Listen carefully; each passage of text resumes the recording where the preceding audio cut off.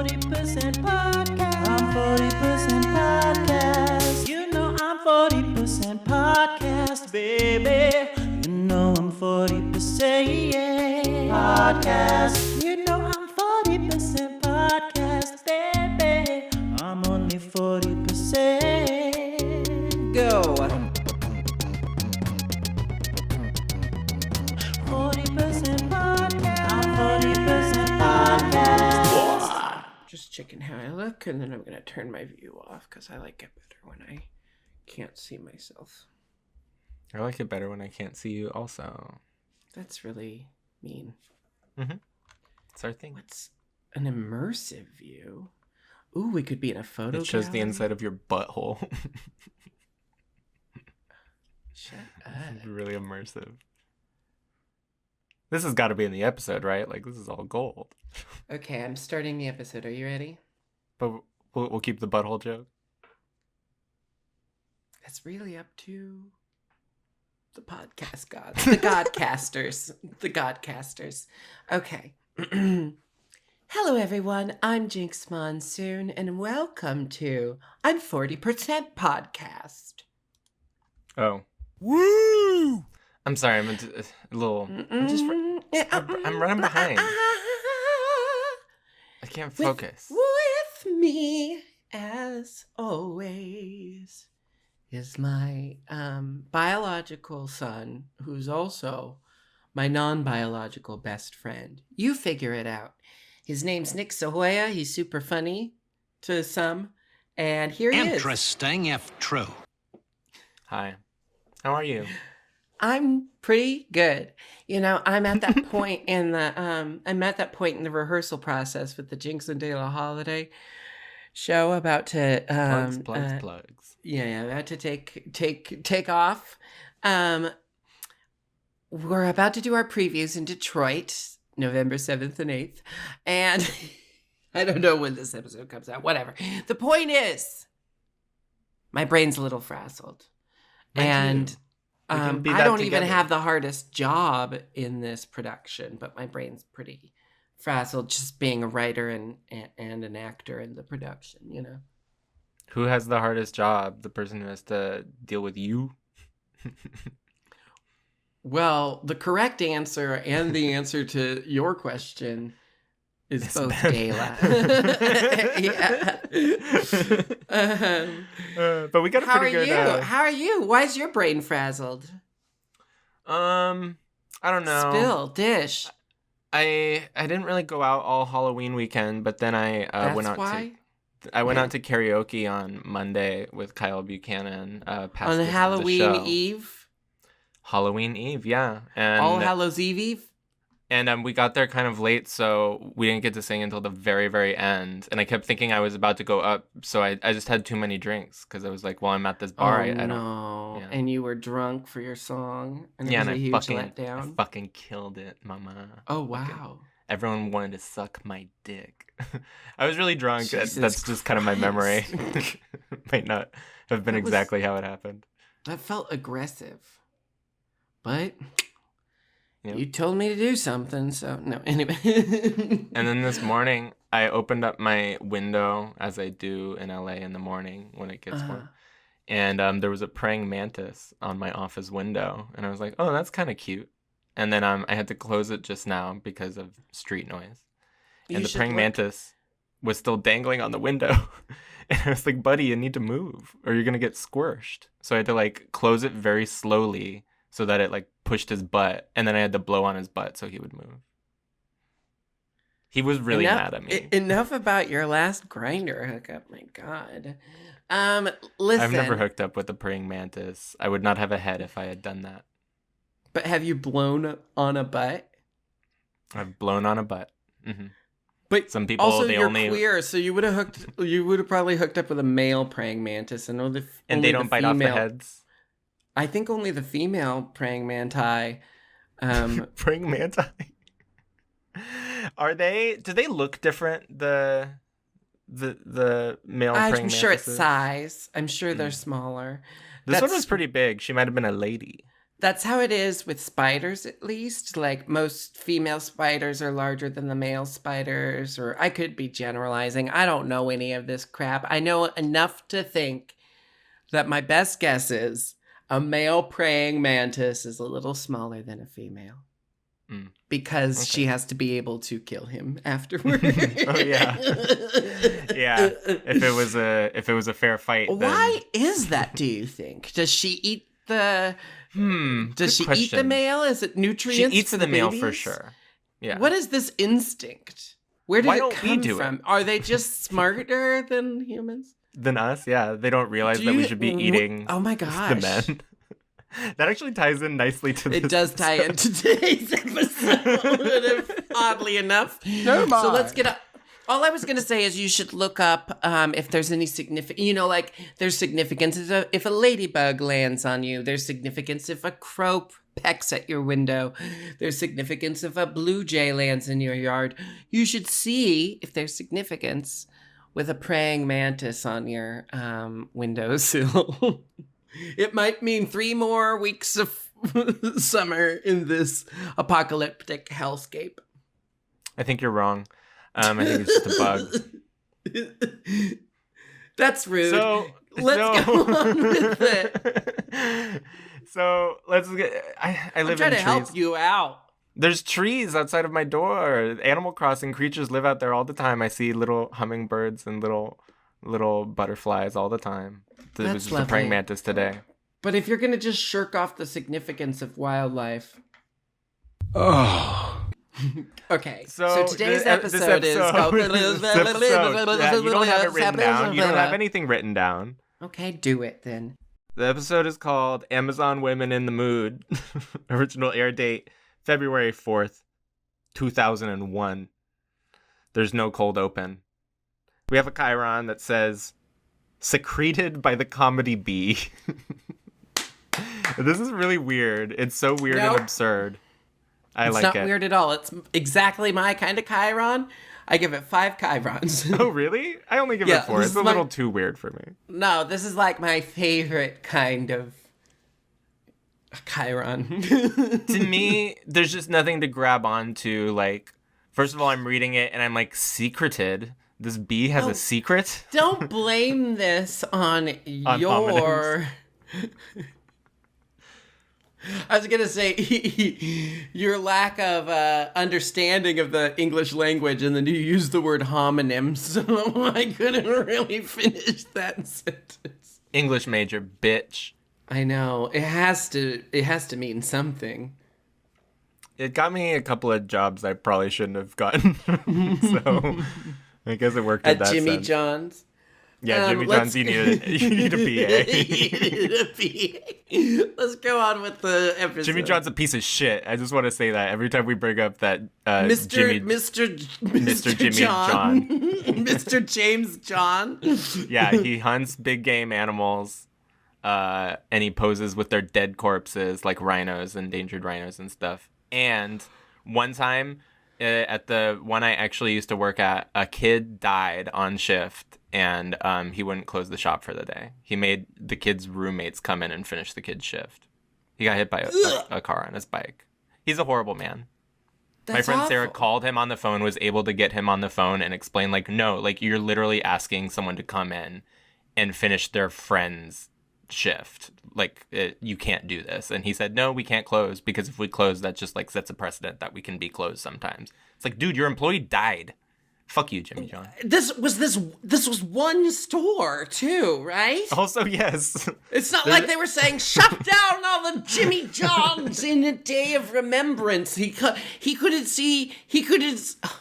They could have closed it for a few hours, you know. No, that would have worked. And it sounds like finish the shift. It sounds like a half a day. They were asking. Okay, whatever. You might have the details of the story. Who knows? It sounds like, I mean, I don't need much to believe that a CEO is horrible. I don't think I have to say James allegedly John. for any of this, because it's all firsthand that I'm sharing the story of. I don't miss the sandwiches anyway. I haven't had a Jimmy John sandwich in years. Show me your chip. How many? How many years Get since back you've to had a the Jimmy John? episode. I don't want to. Let me say this. Preface to this episode. I was excited to talk about this episode because I feel like this is an episode that people love. Uh-huh. And I think for a lot of people, this is like top tier, top 5, maybe their number 1 episode. Uh-huh. And rewatching it, I was like, a little overhyped. I think Parasite's Lost was much, much stronger. I do agree with you. However, this is a strong episode. It's still good, of course. And I feel like I haven't looked ahead at what all the episodes are this season, but I was thinking watching Next week this, it's I'm like, Angeline. that's a pretty damn good episode. It's a good episode. It's like they were hitting their stride at season 3, and that's when Fox stopped believing in them for some reason. It just didn't hit a broad enough market, you know? Yeah, it was too good. But it's too good. It was like pearls before swine, truly. But this episode, I was like worried about it being too dated as far as the feminist concepts. No problems there. There's just a racist joke about Mexico, like in an unexpected moment. Yeah, I forgot about that. Besides that, the feminist rhetoric is pretty sound and hilarious, I gotta say. Kind of is, yeah. And a lot of this really fun works. fact, no spoilers, but B. Arthur is a guest voice actor on this episode, and B. Arthur is a feminist icon. And do you know why she's a feminist icon? Besides, Sorry, that was for B. Arthur. I tried to click it a couple times, so the timing was off. I'm sorry. do you know why she's a feminist icon? Because she has so many silky robes. I knew you were going to just throw something out about Golden Girls. Well, quick fun fact about Beatrice Arthur. Arthur. That's her full name. She got her start on Broadway. I don't know if that was her start, but she was big on Broadway. Okay. Then she started doing TV acting in the show All in the Family with Archie Bunker. She was Archie Bunker's super duper liberal female cousin, Maude. She then got a spin-off show called And Then There's Maude, which was revolutionary because I think it's like the late 70s, 80s, that era. And Maude, the character on television, has an abortion. That's why she's a feminist icon. Early on in her career, she took a stance for women's rights. And then, by the time she was in Golden Girls, it's kind of why Dorothy was the outspoken liberal one of all of them, because they based the characters off of the women playing them. A little bit. Interesting if true. I hate you so believe it's much. true. I believe it's true. I'm Okay, just saying, go on I with can't, the I episode. can't independently verify Beatrice any of Arthur. this. She's It sounds also, cool. You know what that she's makes me also think in of? the cast recording of Three Penny Opera, which is one of my favorite shows. She plays, who is it? Lucy. She's great. She's also in the cast recording of the Star Wars holiday special, where she plays the proprietor of the Mos Eisley Cantina, and she feeds a man through a hole in the top of his head. So this Do is you know not that song? This is not her first adventure in sci-fi, is what we're saying. The song goes like this: just one more round, because she has to kick everyone out of the bar because the stormtroopers You are talk coming. about this a lot, and I don't. Hey, I don't really enjoy the holiday traditions, apart from the Jinkx and Dela holiday special, which I love, My God. and I attend every year. Plug, But my other holiday tradition plug. is it's nice to take some mushrooms and watch the Star Wars holiday special because it's pretty good. This episode of Futurama originally aired on February 4th, 2001. And yeah, it starts off, Nibbler is licking himself. And at the meeting, the Hermes is saying that he's hawking up hairballs. And he does. He hawks up a really big, gross hairball. And But he, so rolls does around with it. Fry. Fry also does. And Yeah. for some reason they elect that this is all a weird setup to say Zoidberg has to clean it up. And then when they go over to Zoidberg, he's seemingly dead. Wait a second. You're glossing over an important detail. Hermes says, "Now we all love Nibbler." Like, what are they gonna do? They all love Nibbler. He is the office pet. Now we all love Nibbler, so it makes sense that we should all pitch in to clean up after him. However, I elect that we just make Zoidberg do it. And yes, they start trying to get Zoidberg's attention, but He doesn't say that, though, because he's dead. Yeah, Fry calmly says, he's dead. And everyone kind of mourns loudly for a second. No, but then it's just the professor. The professor says... they all gasp. They all gasp. The professor says... He was so full of life, begging for scraps. And then the professor takes off his giant glasses for the first time ever, but covers his eyes and starts weeping. Like this.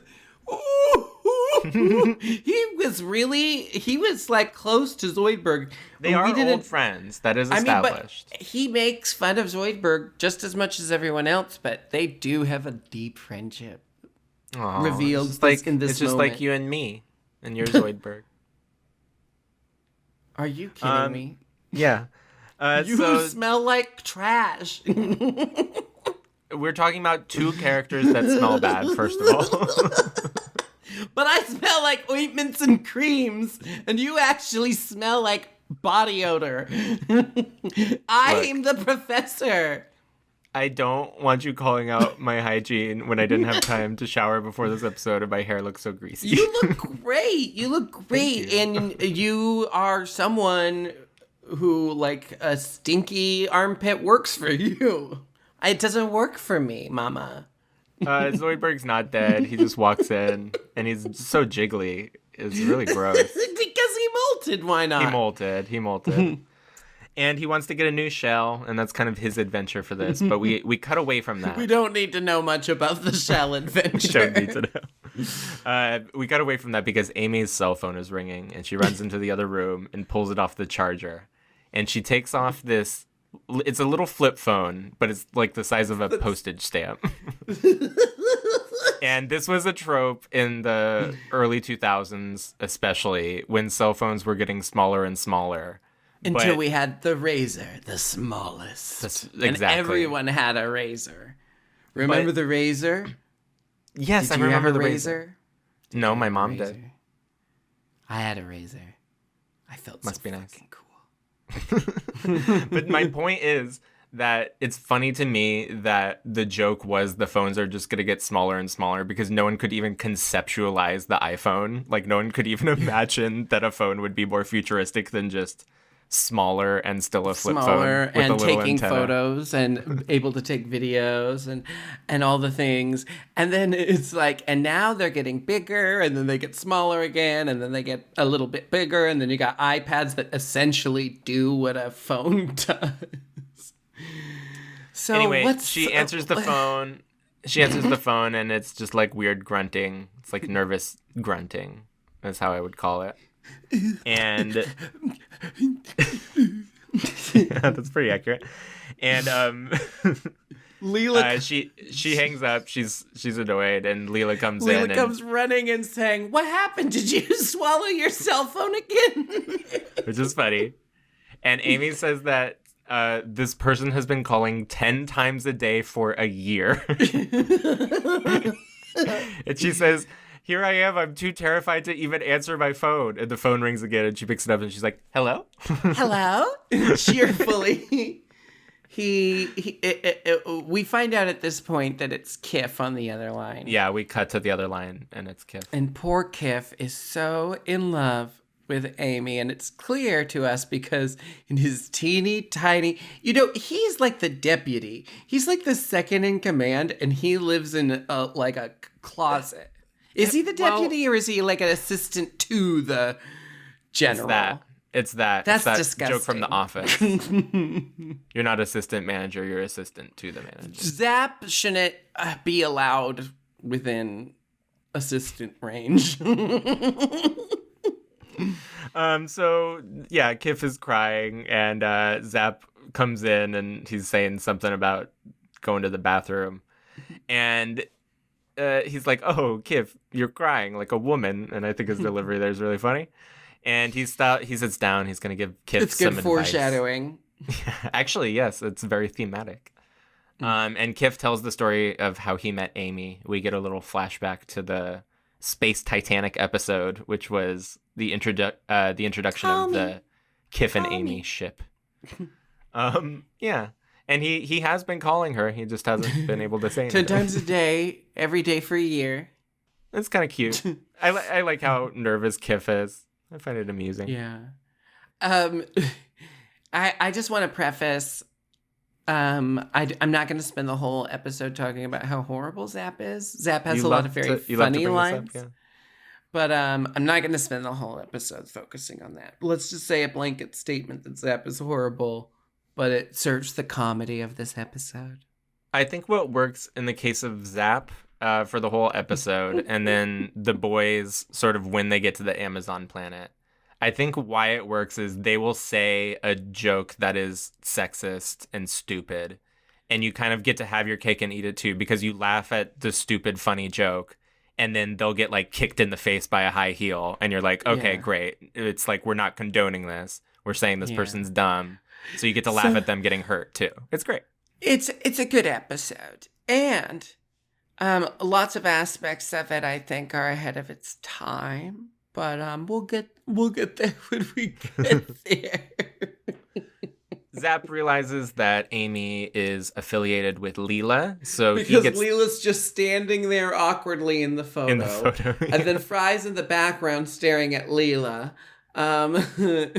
So Zap gets the idea that he can take them on a double date so that he can get closer to Leela, because he's very selfish. That's why he's going to do it. Yeah. So he calls them to negotiate a date, and he says, I propose we go on 10 dates. 0 dates. 9 dates. 0 dates. 7. 0. And then 8.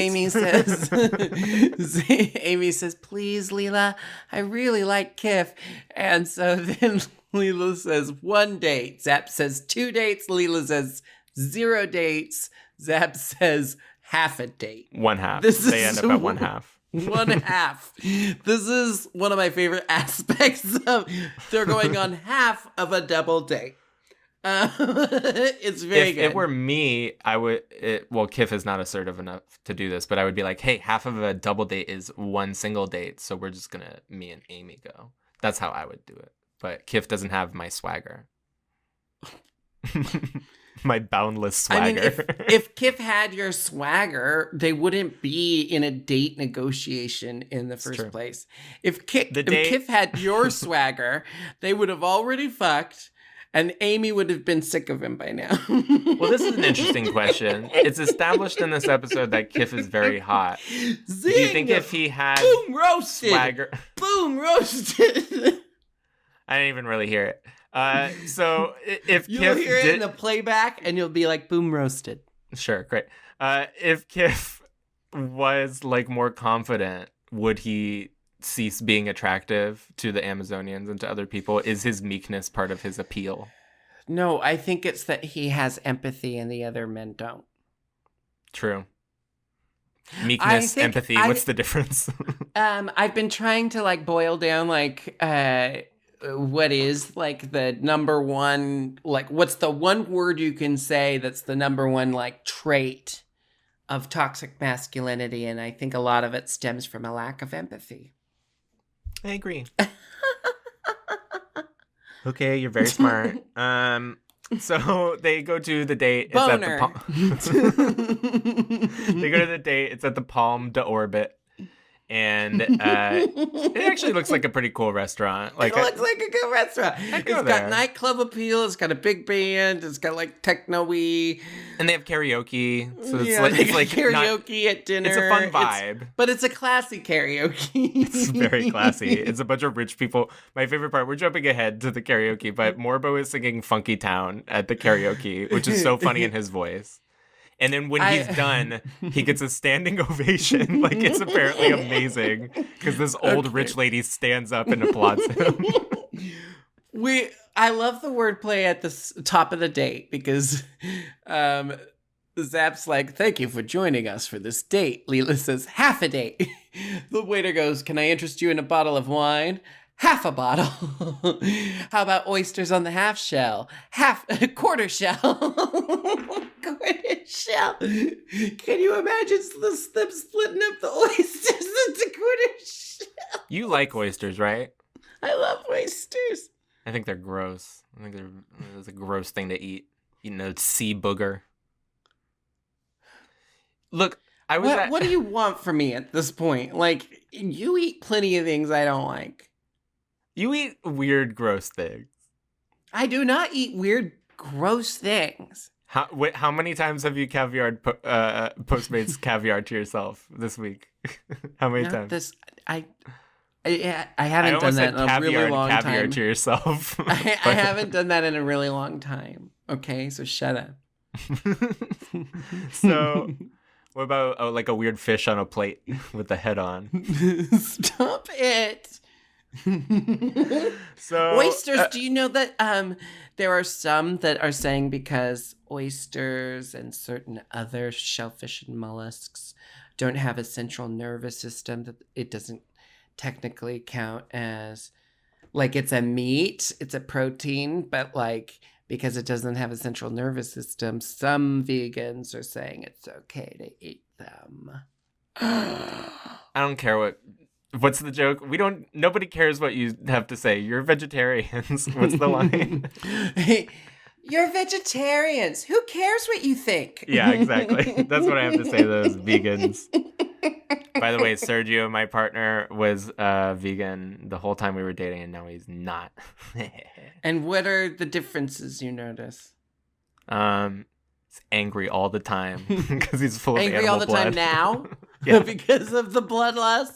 Okay, on with the episode. Zap. So Kif brought flowers, and Zap says, "No, that's and chocolates." And he says, "That's a terrible idea." So he takes the flowers and he eats the candy. Candy's for dorks. Give it to me. And flowers are for dorks. Flowers are for dorks. As he says, flowers are for dorks. He says wrong. He says candy is for dorks. No, he says, what is that? Candy? He says give it to me. Candy is for dorks. I just watched it. No, he says flowers is for dorks. He I says just candy watched is for it too. dorks. Oh my God, play it back. No. Play it back. Everyone will know that I'm right. Whatever, go on. So he shovels the candy into his mouth. By the candy, and he has like, white why? gloves on. Like, he has white gloves on, like, which makes it so gross. What a pig! So he goes in there and he gives the flowers to Leela, who sets them on fire and puts them out in water. Oh wait, we missed an establishing moment. Kif says he's nervous about the date, so Zap hands him a little black book. He says, "This is my book of pickup lines. Say as many of them as you can, as fast as you can. Don't for stop any for any reason stop reading them." So that's what Kif has as his lifeline on this. Is a little book from Zap. Zap says, "This looks to be one disturbingly erotic date." And he won't let Kif order any food because it's an expensive restaurant. But he orders 2 steaks and for the ladies, some very sensual salads. And the ladies will have some very sensual salads with low-cal sensual dressing. Amy is indicating her interest in Kif, but Kif, he just really can't handle it. So he goes to the book of pickup lines, and they're pretty funny. The first one, what was it? What was it? If I said you were beautiful, If I said you if I said you had a rockin' body, would you take your pants off or something? And dance around a little. And dance around a little. Now, in what context? First of all, we know that the only person Zap has ever had sex with is Leela. That's true. I forget that sometimes. So in what I mean, like, book is probably a big proponent in that, but also, like, in what context? Why is Zap giving God. Well, Zap the joke is that me. the joke is terrible. if I said you have a beautiful body, would you hold it against me? Right? That's the actual pickup line. Would you take your pants off and dance around a little? And then Love the next that. one is I find the most erotic part of the woman to be the boobies. And of course, Kif's voice to be the boobies. Okay, wait, this is a good episode. I find the most erotic part of the woman's body to be the boobies. And then this is so funny and weird, but it sticks out in my mind. Amy goes, Kif, and then Leela says, Lieutenant Croker. But she says it like this, Lieutenant Croker. Like, Lieutenant Croker. Like, it's just a funny delivery. I love Katie Seagal so much. They great. go to the bathroom, and this is a They're meme. ready to storm out, yeah. Yeah, Wait, what but is they the go- meme here? Well, they have to conference in the bathroom. Yeah. And the meme is Leela putting the lipstick on with the laser. Because we meme? all need those. I've seen it as a meme. On Grindr, it's a GIF you can send. Oh. You don't. Why are you send sending GIFs on Grindr? Listen, GIFs express me in a way that words can't. GIFs are like, you know that like Zoomers think that it's cringe to send GIFs, right? Oh fuck. Yeah. Well, good thing I'm finally 36 and don't give a shit what other people think. I love gifts. I'm sorry that makes me square, Zoomers, but I'm 36 and I've earned the right to be cringe. Okay. My thing that I do, even though it's cringe to Zoomers, is I say LOL in text because I never said LOL. Is that like when cringe LOL. too? Oh, yeah. fuck. I never said I think LOL when it every was like a other- thing, but now I like using it kind of ironically. I think it's funny. I have caught myself starting and ending sentences with LOL. LOL, yeah. LOL as bookends. What is that all Sometimes about? I'll Is that start just... with a haha and then I'll end with an LOL. That's a good one. I've done that too. Also, like, oh my God. So if they that's leave- cringe, I'm so fucking sorry. Good thing I'm not trying to sleep with 20-year-olds. Like, half the time. Can I say a funny thing? Just because we're talking about Grindr and age. Someone on Explore messaged Not me on on Grindr Explore. recently. Yeah. Not Explore. And they must have recognized me probably from this podcast. And they said, You're 35? I thought you were like 26. And I just sent them an old man emoji. Someone said to me, I said I was 36, and they said, I didn't think you were out of your 20s yet. And I'm like, I must be doing something right. Or we just had a really skewed idea. Well, I think we're aging slower these days, or just like, you know, our generation is a generation that started like giving a shit about what we put into ourselves. I mean, in some regards, am I right, baby? And we moisturize. Boomers didn't moisturize. That's why they're all dying now. Oh my God, they just loved to dry out. They would you ever bake see, in the like- sun while they smoke. You ever and see like drink. that old like nudist at the nude beach, you know, like a boomer nudist? He's always like very crispy like bacon. Go on with the actual And I'm not talking about episode. one specific boomer nudist. I'm just talking about generally speaking. Every nude beach has a couple. This So- cannot be tonight. So they are ready to storm out, but they are stopped because Kif is singing beautifully a rendition of Total Eclipse of the Heart. Once upon a time, I was falling in love. Now I'm only falling apart. My years in the dupe boys' chorus will not fail me, will not be in vain. So Now- this is actually working. Like, Amy wants to stay, and probably Leela will too if she does. But then Except Zap Now, pushes him out of the way. there's Go a ahead. lot to be said about this next part. Now, first of all, Zap is doing a spoken word rendition of a song. That is a reference to William Shatner, Yes. whose Zap's character is loosely based off of William Shatner's character in Star Trek. You know, like a Yes. chauvinist, but he's like the disgusting version of Captain Shut up, Kirk. baby, I know it. Okay, so anyway, he sings sings the song Lola. I Which I don't had to remember look the up. band. It's the Kinks. Now, the Kinks. Now listen, this song is about a young man having a sexual awakening with a trans woman. Oh, But really? but he freaks out, so she leaves because she hasn't got time for a young man who doesn't know who he is or what he Oh. wants. And then he realizes too late that he like gave up something wonderful. And then he like the song ends with him being like, "Please come back to me, Lola." Oh. You gotta listen to it, and I That's very might be interesting. wrong. This is the way I interpret the song, and I've listened to it quite a few times because when I was a kid, I loved a Weird Al Yankovic parody Oh my of the God. song called What is Yoda. gonna happen? And I didn't even like Star Wars, but I liked this parody called Yoda because he looks so like funny. a Muppet, but he's wrinkly and green. Oh, Yoda. Yoda. That sounds very funny. Well, then we should talk, if that is indeed the subtext So of the the song, which I Joker- believe. First of all, the joke they're making a joke that Leela is mannish. It's an ongoing and then the joke. audience. So here's what I interpreted: is the audience like sort of starts yelling and booing, like they hate it, and I sort of interpreted that as a dig at William Shatner's spoken word career. Like, this is how That's- people would react. But That's now what I'm like, I think it is.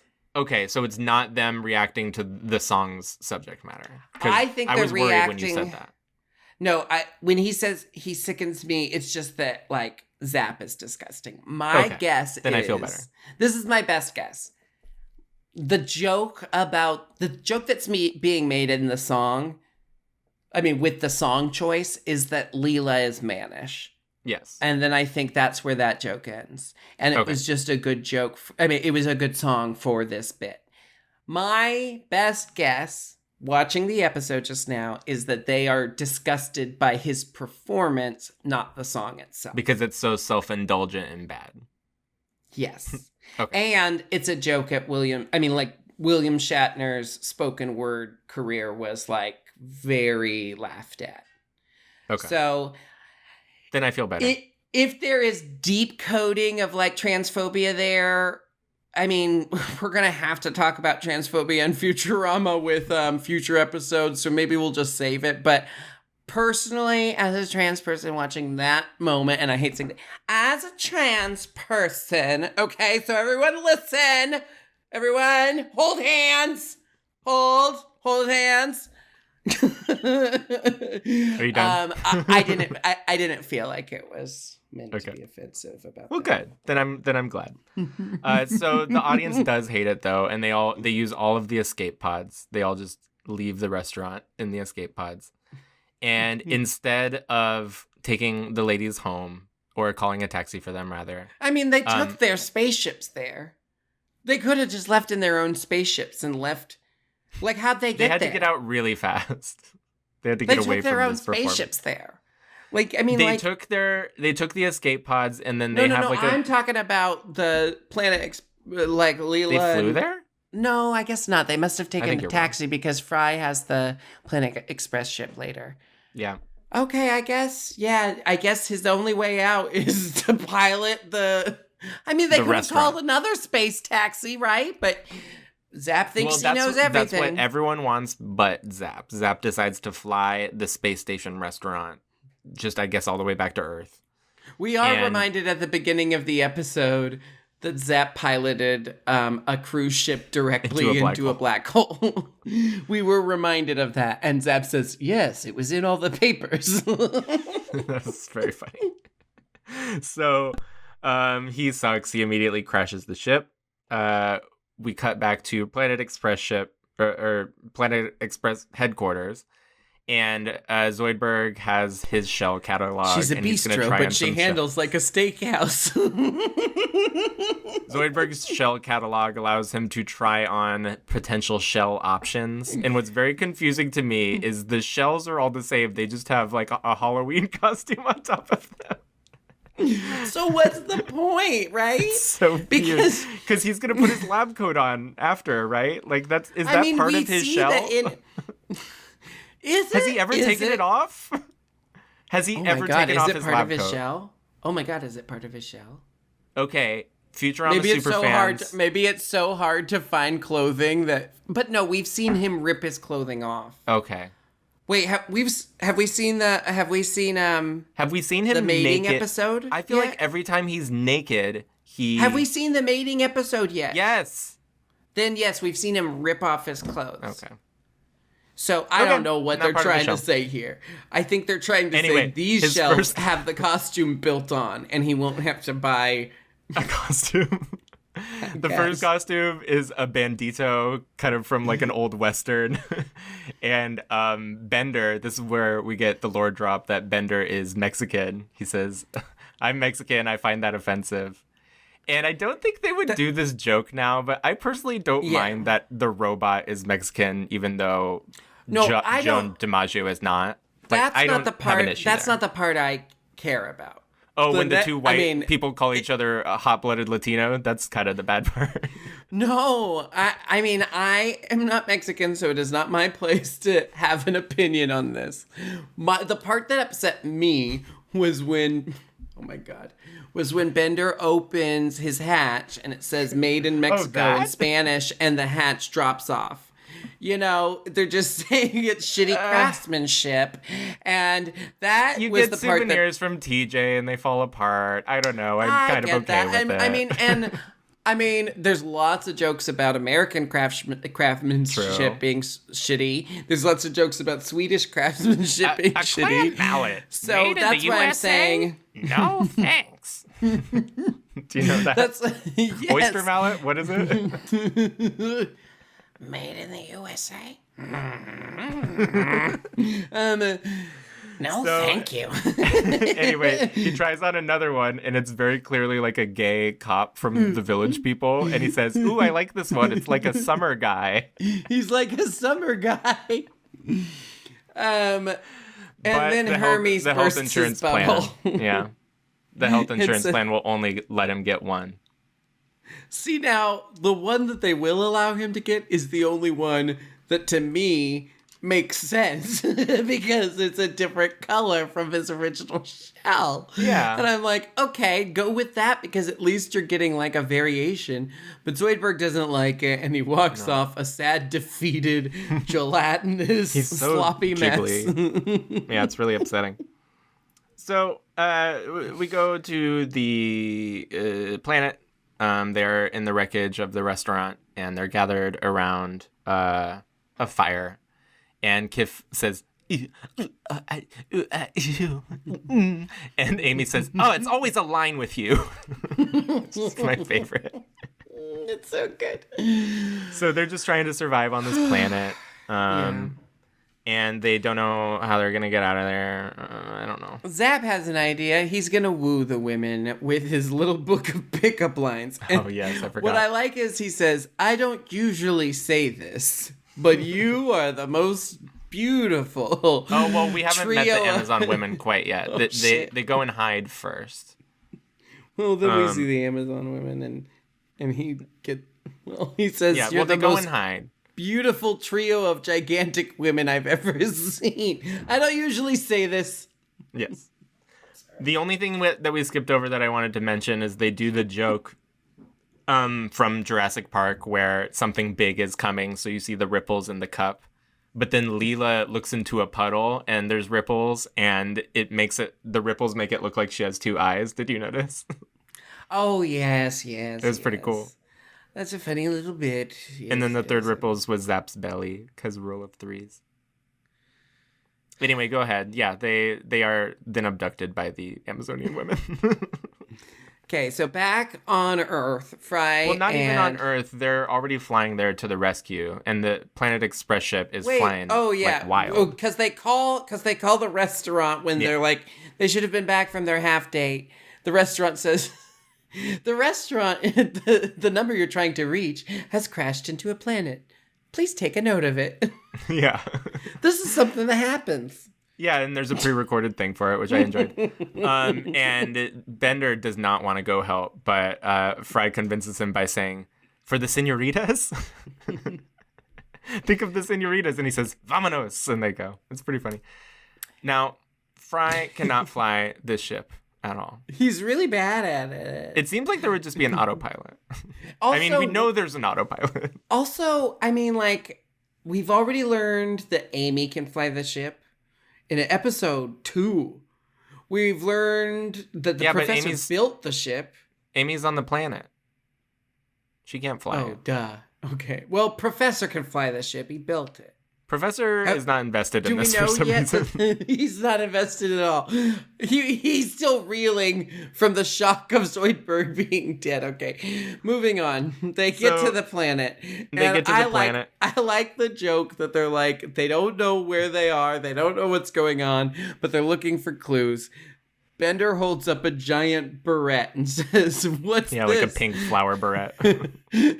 And Fry says, "I don't know, but I think it has something to do with this." And he holds up a giant can of Tab, which is such a stupid, dated... Like an 80s joke. Yeah. Like it's an 80s joke. It's just showing the age of the writers, but I fucking love it. I don't give a shit. It's very stupid. It's very funny.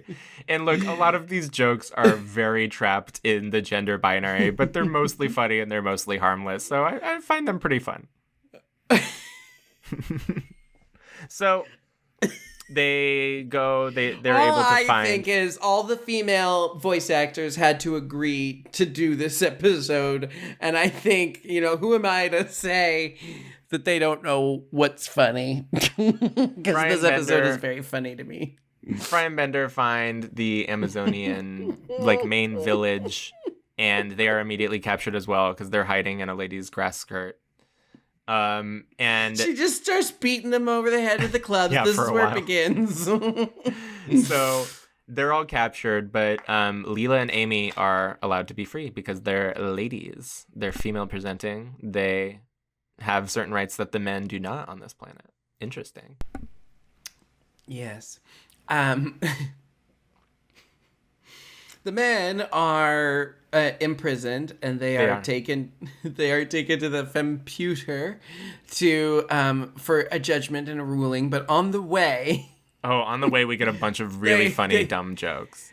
Really funny dumb jokes, but the only important one is that they see women's basketball being played. Women's basketball, and they say, "We think that our good fundamentals make up for our inability to dunk," which is the pitch of the WNBA, And WNBA jokes were very an easy punching bag at this time, I would say.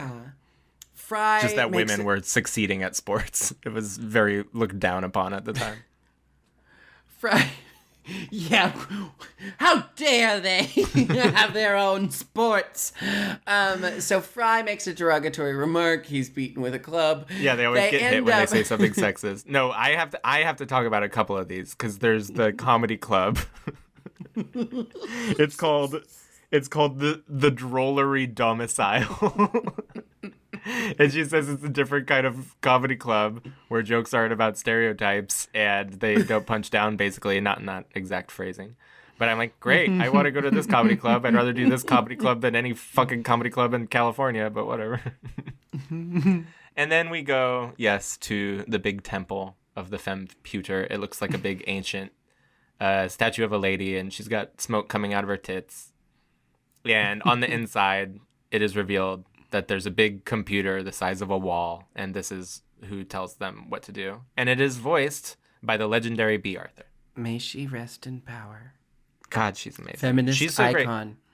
Honestly, for the first half of her appearance in this episode, she doesn't get a lot of like funny jokes, but everything she says is just elevated because it's her and she's finding the humor. Well, in it. That's the thing is like she does have funny jokes, but it's all in the delivery. It's not in the writing. It's funny because she's naturally able to just take a dry line and make it hilarious, like she does when she says, "Did you explain to them that the women's fundamentals make up for their inability to dunk?" "Yes, we did, and they still laugh. The men must die." I tried to get her saying that will not fempute, but I couldn't get a clean take of it anywhere, so I've got to get those audio files from Kevin. I'm gonna hit him up.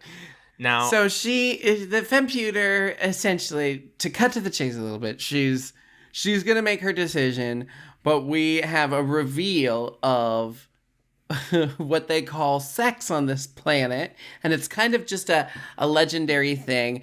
It raises the question. The men died out a long time ago. Yes, the men died out the same time that the femputer. They elected the femputer because she wasn't the same. She was a different kind of politician. She wasn't a Beltway insider. Now that is funny, but that's also how Trump got elected. Exactly. But hey, this woman is also a con person. And look, I hate our establishment politicians as much as anyone else, but I will just say, just because someone is not an establishment politician doesn't mean they're not also a con person. So let's stop putting our faith in people who are just trying to run for their own why profile. Did we think a business person... not we. I had nothing to do with him being elected. I actively tried to stop it from happening. Anyway, the little femputer. She's okay. So they reveal that sex is called snoo on this planet, and then if you kind of think about it for a moment, all the women on the planet at this time are about the same age. So this is probably the last generation that was born on this planet. And they reveal that the last men on this planet died by crushed pelvises, which is a little foreshadowing. But basically my thought is the older generation of Amazonians, maybe they are in a different village, maybe they are deceased, but this is the current generation of Amazonians, and they need those spermies to have future Amazonians. No. Don't say spermies.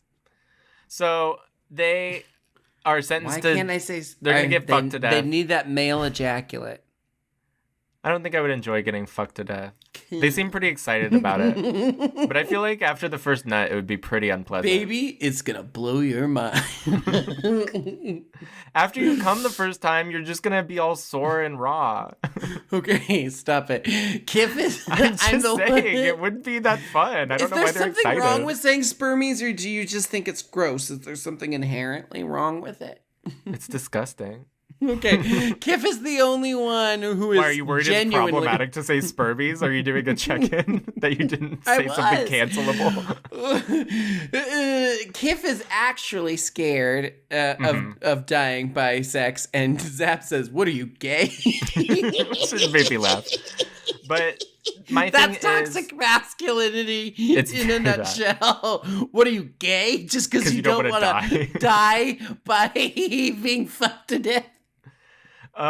So I guess this is sort of where the episode probably kicks into high gear for most people, but for me, this is where I stopped kind of caring, because the whole joke for the rest of the episode is they're excited to fuck, but they're also scared that they're gonna fuck, and I feel like they just kind of do that for the rest of it. So let's talk about... It's fine, because we move on to better things. There's Bender's still funny task. lines along the way. And Bender has been released because he doesn't have a dick, so they can't fuck him to death. Now, but I feel like they could fuck his antenna. Leela has a great line trying to advocate for not killing the men. She says, "Please, femputer, I agree, men are scum, but most of these guys are kind of my friend. So Bender gets out of it. Leela and Amy are going to come up with a way to save the men. Amy mostly to save Kif. I'm guessing Leela cares most about Fry, and Zap is just getting the benefit of being there. So they come up with a plan. First, they send Bender to interface with the femputer, trying to override its programming. And then they come up with Leela decides she's going to attack the Amazonians, but she's woefully ill-prepared. Bender with the femputer, though, we get kind of a Wizard of Oz moment. We get the peek behind the curtain. She's just pulling a bunch. Man behind the curtain. It's funny because him interfacing with it is just him hitting it with a pipe, and that causes a big door to open. And he sees the fembot pulling all the levers and trying to and operating the femputer. And then she reveals her backstory, and it's brilliant. She says, I came from a world that was run by a chauvinistic man-bot that was actually sorry. A femputer who was actually a man-bot. Let me start it. I didn't practice, but I have to do this line perfectly. Okay. Listen. I come from a planet that was run by a chauvinistic man-puter who was actually a man-bot. Do you have any idea what it's like being a fembot, living in a man-bot's man-puter's world? What? And that's what Bender says. What? It's good stuff. All the B. Arthur stuff is absolute gold, so it's still a great episode. Absolute gold. Back with the Amazonians in the snoo chamber. One great thing we cut over, and this is just a sort of men and women are different joke that ended up actually being really funny to me.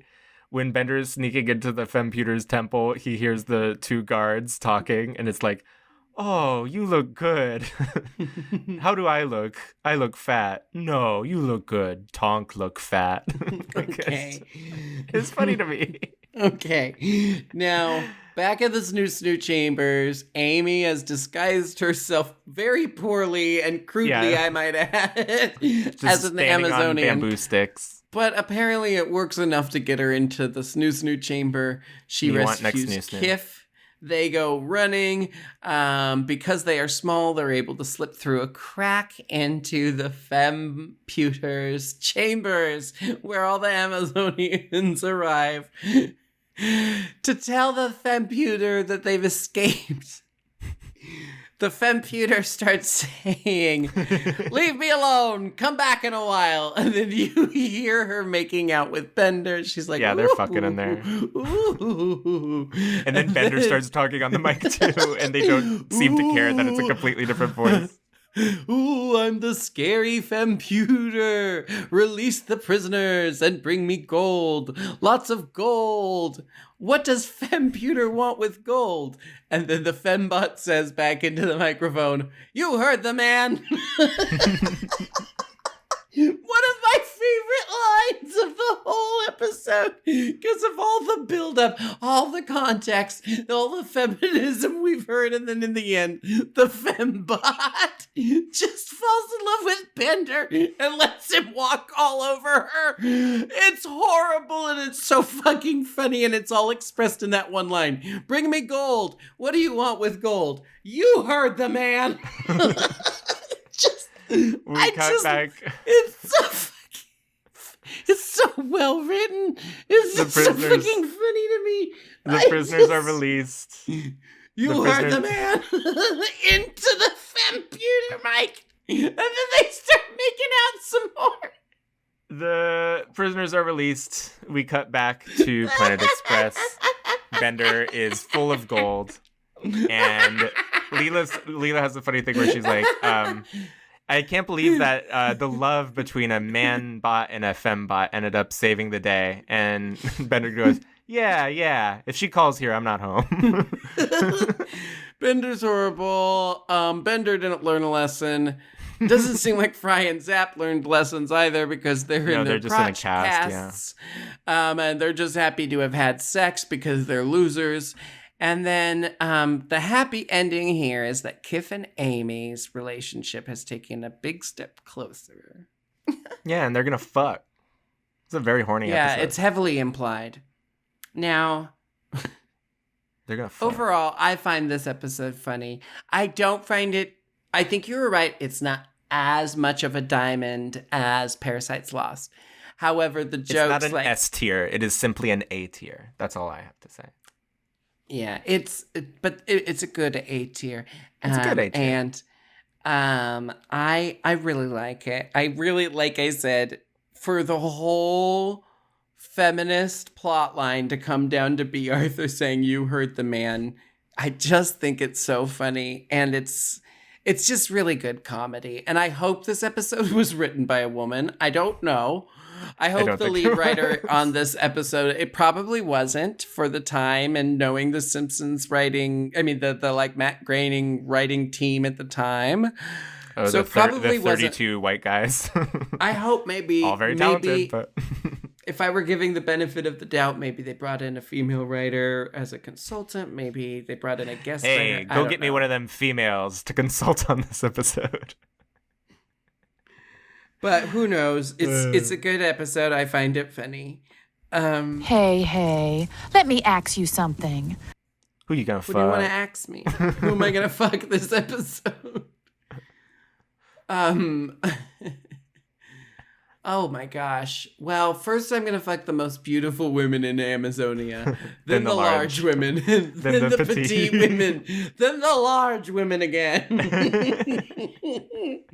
How about you? I guess the petite women, because I feel like it would do the least amount of damage to me. Are you okay being a soft top?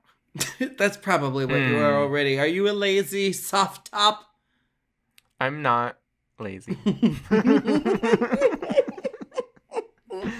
Me neither. I'm what's called a bossy bottom. Okay, well, this has been a lot of fun. We're gonna have another episode next week as we can. I just didn't feel like I hit the soundboard enough this episode. I wanted to do a couple. What about? No, I'm done. Go ahead. Next week, what are we watching next week? We don't tell them what we're watching next week. I think we should. We have the last couple episodes, and it's been good. Well, whatever. We're watching another episode next week, so we'll be here if you want to listen. Okay. In the meantime, thanks so much for listening to this one, and have a futuristic day, everybody.